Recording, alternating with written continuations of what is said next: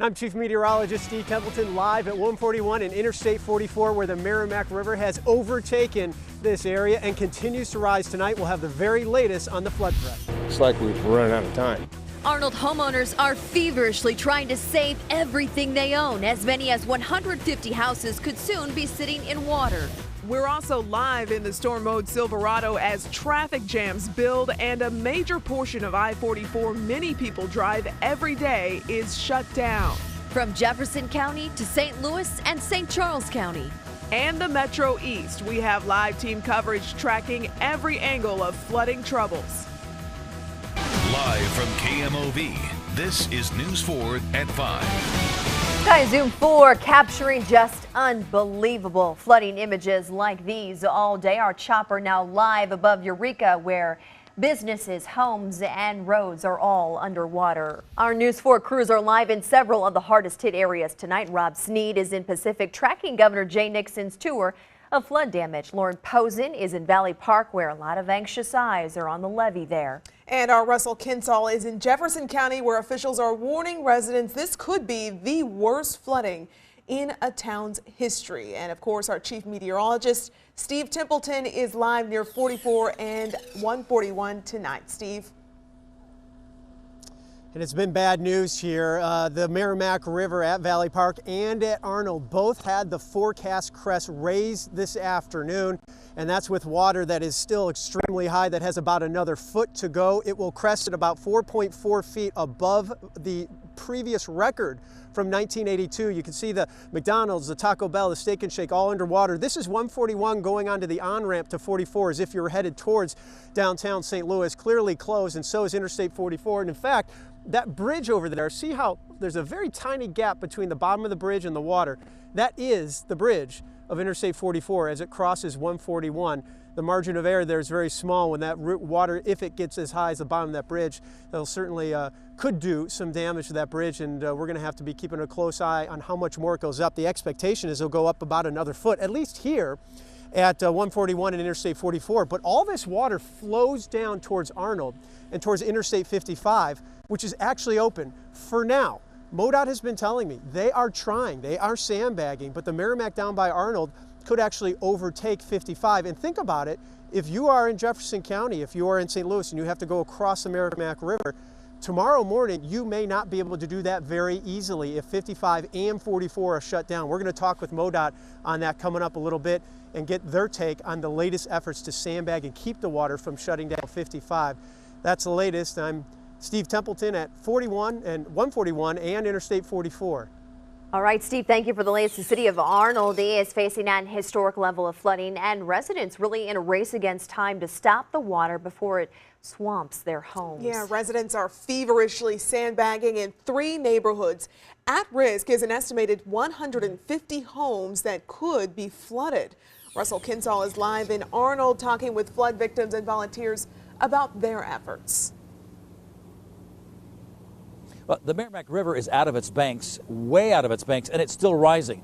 The rooftops that you see behind me, that is a neighborhood north of Starling Airport Road. That's the neighborhood that will get hit the hardest. And that's why they took the news really hard when they found out that the Merrimack River was going to crest 2 feet higher than the historic level back in 1993. Stacy Robinson told me that the floodwater came close to her father's house on Starling Airport Road back in 93, but it didn't get in. This time around, they're trying to prepare for a much worse situation and hope to create a wall of sandbags around the house. Volunteers are using muscle and a little creativity to get the job done, but the house is getting squeezed from both sides. A creek behind it and the Merrimack River creeping closer from the front. And it's coming across the street down there. The creek's coming up like crazy.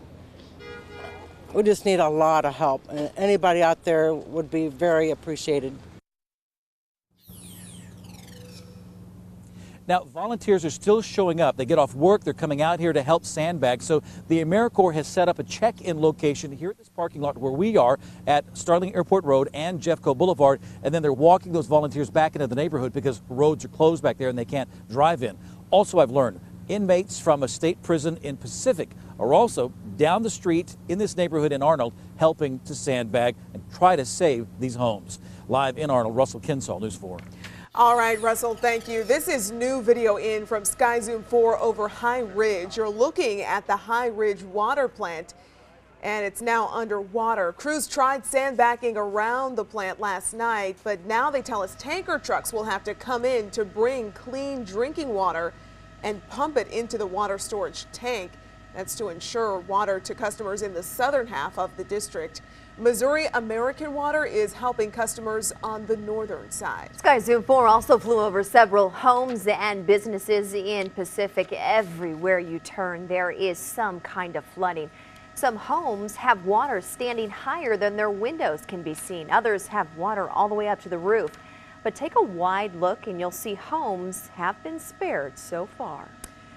With all of these flood conditions, many roads and highways are shut down, leaving a lot of drivers to find alternatives. News 4's Corey Stark is in South County tracking road conditions for us in the storm mode Silverado. And Corey, I'd imagine the roads that are open may be busier than usual tonight.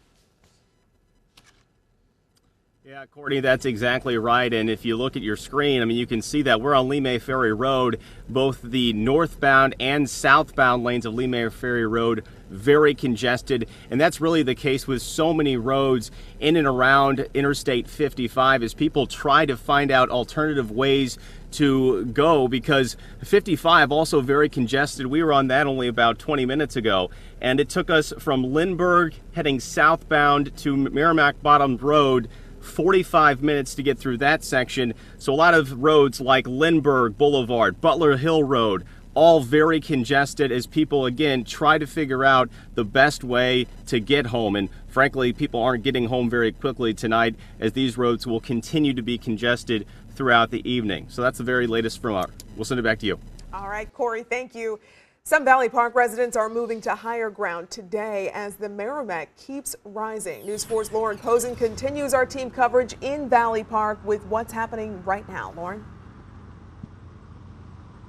That's right. Earlier this morning, many people that live in Valley Park were evacuated. But let me tell you what's going on right here. You might notice behind me there's a street closed here, and it is at the corner of Route 141 and Marshall Road. And this is not because of any threat for flooding. This is because officials, they don't want people coming over here to look at the river. You can actually see it at a high vantage point here, but they don't want people doing that. It's a very dangerous thing to do, so they have this all blocked off here. Police are turning cars away. Now, this is just one of many situations we've seen throughout the day here. It almost looks like a ghost town in this part of Valley Park. Businesses are closed, and of course roads are blocked off all over. Drivers can't get around I-44 and Route 141, and that's because it's flooded. Water is so high. It's been closed since early this morning, and MoDOT expects it to stay closed for at least the next couple of days. They told me also I might have to turn around in Union because Union is supposed to be underwater also. So I guess my best bet is to go back home. I wanted to see what 44 looked like because in 2008 you could just see 44 and 141 completely under. Now, I spoke with the mayor of Valley Park today throughout the day, and he tells me he's feeling very confident about the levee. He's working closely with the Corps of Engineers. But here's something to keep in mind. Once this water all does go down, and it will eventually, we're not out of the woods yet. Then we have more problems, the assessment of the damage left behind from the water, and also our roads here, potential for potholes and erosion. That's something MoDOT will be looking into. Live in Valley Park, Lauren Posen, News 4. Thanks, Lauren. You're looking at video now from Pontoon Beach, Illinois. There are now 7 Illinois counties under the disaster declaration because of this flooding. 6 of them are in our viewing area. Over 5 days, about 7 inches of rain fell in the counties of Calhoun, Jersey, Madison, Monroe, Randolph, and St. Clair. Missouri Governor Jay Nixon expects millions of dollars in damage following all of this flooding. Today, he met with those in one of the hardest hit communities. News 4's Rob Sneed is live in Pacific with that part of our live team coverage. Well, Claire, the water is certainly high here in Pacific. I'm live here on the corner of Neosho and Osage. You can see this road here completely covered, and police, they do have this area blocked off, preventing cars and other traffic from moving through. Now, Governor Nixon spoke directly with residents and local leaders about the progress being made, and he also saw images such as the one you're looking at right now. He wants everyone to be safe. News 4, we were right there as Governor Nixon visited with this community as they stacked sandbags. Now, This event brings back so many memories of previous floods, and Nixon wants to remind everyone in our area again to be safe. He's met with state leaders, city leaders, county leaders to highlight the progress made thus far. Nixon also commended them on their hard work and dedication. Now, this event has already caused mass evacuations in the region, and once the water moves out, Nixon says there will be millions of dollars in damage left behind. Could you talk about the importance of estimating the damage correctly and also the reimbursement with FEMA? Well, I mean, when this is over and when the water's going down everywhere, we'll send teams back out from our State Emergency Management Office to get evaluations. If we get over $8 million of public damage in the state, then it qualifies for 75-25 match. A storm of this magnitude, clearly I think we're going to get there. Now, during times like this, Governor Nixon says it's also important that local law enforcement keep a close eye on neighborhoods most affected to prevent looting from happening. I'm reporting live in Pacific. Rob Sneed, News 4. Rob, thank you. Some of these smaller rivers causing problems like the Burbis in Union are seeing water levels fall off, thankfully. However, we are still seeing rising waters and record-setting levels on the Merrimack, the Illinois, and Mississippi. Meteorologist Megan Danahay has an up-to-the-minute look at where we stand. Megan? It's a full-time job trying to keep up with current water levels. We still have rising water in some locations. Other locations are seeing falling water levels, but at Valley Park, that is where we have seen the water continue to rise. In fact, just that last hour, Steve's report, we were still at 42.8, but now we're up over 43 feet. The old record is 39.7. The Merrimack River will crest here at Valley Park tonight between midnight and 6 a.m., still at 44.1 feet, so it's still going to crest pretty high for us. This is a look at all of our major rivers. They are all in major flood right now. Other locations along the Merrimack River, we've had a crest now at Pacific. That's cresting right now at Eureka. We're very close to a crest. We're close to 46 feet. The old record, 43 feet there just about. And Arnold is going to crest tomorrow. It's going to take a while for that water to get over to Arnold, so we're going to see that cresting a little bit later, probably tomorrow around lunchtime. North along the Mississippi, the Illinois, we're in major flood, but we are below record levels. We might see a near record crest down at Chester as we head through Friday, mainly Friday afternoon and evening. That's the latest on the rivers. We've got a dry forecast. I'll walk you through it coming up. All right, Megan, thank you. Because of this historic flooding and its impact on so many of our communities, we are taking action to help people in need. KMOV Cares is teaming up with the American Red Cross and Regions Bank to raise funds for local flood relief. The information here on your screen. You can visit any Regions Bank location in the Metro St. Louis area and make a donation to KMOV Cares Flood Relief. You can also call the American Red Cross Eastern Missouri at 314-516-2750 or mail a check to the American Red Cross of Eastern Missouri in Creve Coeur. Or you can go to our website, KMOV.com, and click on a link to make an online donation. Again, all donations will stay in this area to help those in need. I know that's a lot of information we gave to you. We have all of it posted for you on KMOV.com. New ahead at 6, News 4 was able to get a view of the flooding devastation from a Black Hawk helicopter. We'll bring you those views in a bit. And here's another look at our traffic in South St. Louis County on southbound Lemay Ferry from our Storm Mode Silverado. We are tracking these road closures and the traffic tie-ups due to all of this flooding for you.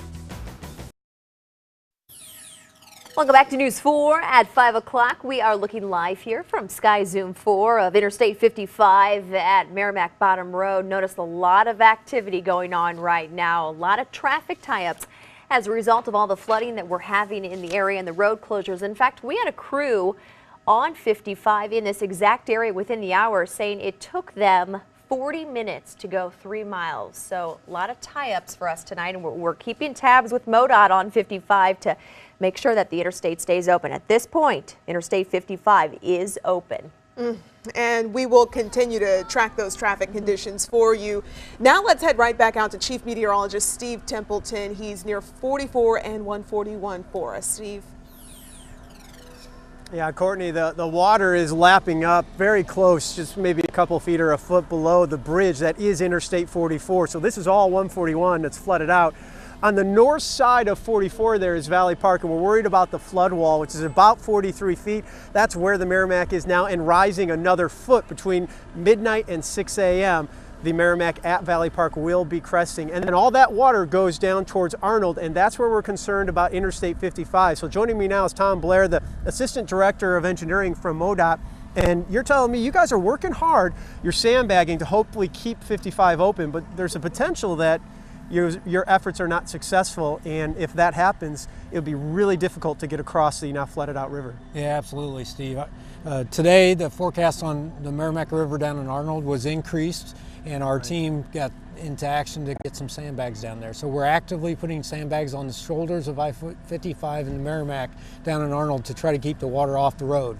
But we do want to start the conversation with St. Louisans that they need to start thinking about what side of the river they're going to go to sleep on tonight. Because if we're not successful and if I-55 closes, it's going to be very difficult to get from St. Louis County to Jefferson County or St. Louis City to Jefferson County. And thankfully, we have a holiday. We have New Year's Eve and then New Year's Day, but it may take 2 days for that water to recede, for those to open up. And that's only if the sandbagging efforts are not successful on 55. But if that is the case, I think it's wise to let people know if 55 is closed, you can't get across Tesson Ferry, can't get across Gravois, can't get across 44 here. What if you have to go to the hospital? What if you have to get medication? You have to start thinking about that so you can plan for your family. Absolutely. That's what we need everybody to do tonight as they think about what to do for tomorrow.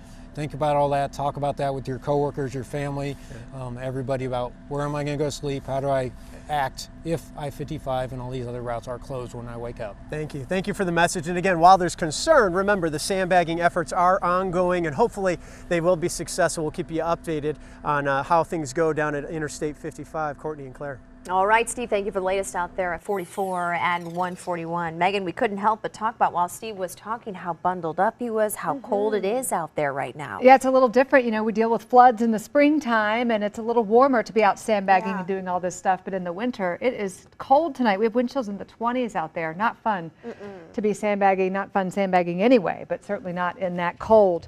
It's 33 right now in St. Louis. Again, wind chill readings are in the 20s. At Litchfield, it's 30. Fallon, Illinois at 33, Eureka at 33. It's currently 31 in Troy. We have a mostly cloudy sky. We saw a little bit of sunshine this afternoon. We'll call it mostly cloudy as we go through the evening. Temperatures won't move a whole lot. We will stay pretty close to that 30-degree mark with a lot of clouds in the sky, and wind chills will stay in the 20s. When you wake up tomorrow morning, expect a temperature in the mid-20s with wind chill readings right at 20 degrees, maybe a few locations dipping into the teens as far as wind chill readings in the morning. So definitely a cold start to the last day of 2015. At lunchtime, a partly sunny sky, temperatures just above freezing, and we'll see high temperatures for the last day of 2015 below normal in the mid-30s. Our normal high this time of year is 40 degrees, and we'll be sitting in the 30s tomorrow. We'll start the new year like that as well. This is a look at SkyTracker Doppler. We've got flash flooding also occurring in the Carolinas. The rain is far away from us. Thankfully, a ridge of high pressure is spreading into the area. So the ridge of high pressure will keep us dry. It will also start to bring in more sunshine, but we won't warm up because it's tapping into this colder air back to our northwest. 28 Kansas City, Des Moines 28, 17 in Fargo. That high pressure is tapping into the cold air. So we're getting a northwest flow into the region, which is tapping into the cold air and bringing it our way. So the high pressure is good because it's going to keep us dry, and we'll expect to see more sunshine, but it's off to our west, which taps into that cold air and keeps us pretty chilly right on through the beginning of the new year. Colder than normal too. Those high temperatures in the mid-30s on Thursday, high temperatures in the mid-30s as well on Friday. Low temperatures as we go through New Year's in the low to mid-20s with high temperatures in the mid-30s. Saturday and Sunday, look at all the sunshine, and we actually warm a little bit. High temperatures in the low 40s on Saturday and Sunday. We stay in the low to mid 40s as we head into the middle of next week. The most important thing I think we can note on this forecast, no chances of rain, and the forecast looks really dry. All my computer models look dry through January 7th. We'll be right back with more after this break. I want to head back out to South St. Louis County where our Corey Stark is in the Chevy Storm Mode Silverado right to Lee May Ferry and Merrimack Bottom Road. Looks like a lot of activity out there, Corey. Yeah, Claire, that's right. You see the flashing lights, and this is brand new information. MoDOT has shut down southbound Lee Ferry Road at Merrimack Bottom Roads and Baumgartner. And the problem really is that they're diverting traffic onto the northbound section of Lee Ferry Road. So all cars are now having to go northbound on Lee Ferry Road, which really has caused it to become a parking lot. Tons of brake lights. If you're on Lee Ferry Road, just expect very long delays because, again, the southbound lanes at Baumgartner and that turns into Merrimack Bottom Road is now closed. So that's what you're looking at right now. The other roads that are around that are very congested, Butler Hill Road, Lindbergh Boulevard, further north in St. Louis County. Also 55 southbound, still very congested. Took us about 45 minutes just to go 3 miles on 55. So again, all these roads around 55, very congested as folks try to figure out how to get home tonight. We'll send it back to you guys. Very helpful information, Corey. Thank you. Certainly need a lot of extra patience on the roads this evening. Mandatory evacuations are underway in Valley Park as floodwaters threaten homes and businesses. News 4's Mike Colombo continues our team coverage. He reports from Valley Park where people are moving to higher ground. With the levee just a few hundred feet from their homes, a mandatory evacuation is underway in Valley Park. The people who live closest to that levee are packing up and moving out. Kelly Northcutt won't be watching this report. She's taking her TV to higher ground to avoid the floodwaters threatening her Valley Park home. Waiting and wishing and hoping, praying that everything, the levee holds up and that everything stays dry for us. Down the street, James Harris is doing much of the same. When one of your neighbors is a levee, you learn to take flood threats seriously. It wears you out. And like now, this is the last time I want to have to do this. If it does flood, it probably won't move back here. Mandatory evacuations weren't exactly how any of these people envisioned closing the holiday season. Now they're left hoping their neighbor, the levee, provides them the gift that keeps on giving: protection from the Merrimack River. You know, all the time and effort and money that was spent on this levee, and then we're going to find out if it's any good or not. It may not be. For the time being, all they can do is watch and wait. Reporting in Valley Park, I'm Mike Colombo, News 4.